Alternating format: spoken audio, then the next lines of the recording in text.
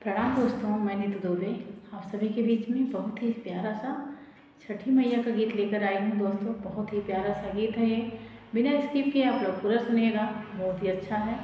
और चैनल पर नए हो तो प्लीज़ मेरे चैनल को सब्सक्राइब भी कर दीजिएगा, सपोर्ट करिएगा मेरा। अच्छा लगेगा वीडियो तो वीडियो को शेयर भी करिएगा। Thank you.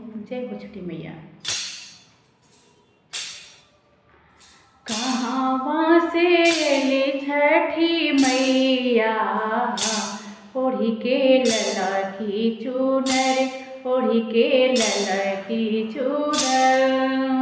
कहाँ से ले सूरज माल, सात घोड़ा रथे पे सवार, सात घोड़ा रथे पे सवार।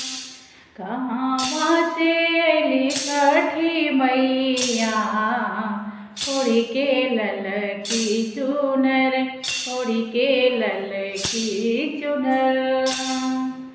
ससुरे से अली छठी मैया ओढ़ी के लल की चुनर, ओढ़ी के लल की चुनर।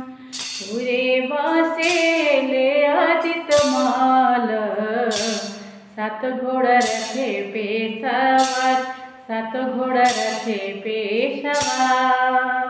पूरे बासे ले सूरज माल, सात घोड़ा रथे पे सवार, सात घोड़ा रथे पे सवार।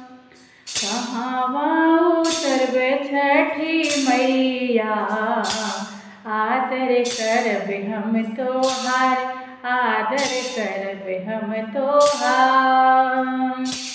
कहाँ उतरबे छठी मैया, आदर करबे हम तोहार, आदर करबे हम तोहार।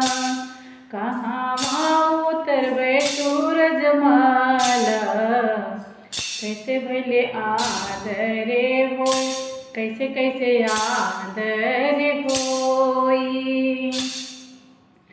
घाटे उतरबे छठी मैया, दूध फल आदरे होई, दूध फल आदरे होई। गंगा तीरे उतरबे सूरज माल, करे जोड़े आदर होए, करे जोड़े आदर होए।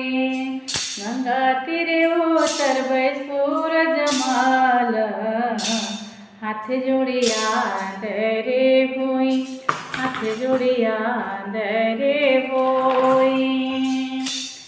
काहे के आए छठी मैया, काहे के आए दीनानाथ, काहे के आए दीनानाथ। काहे के आए छठी मैया, काहे के आए दीनानाथ, काहे के आए दीनानाथ। खीरी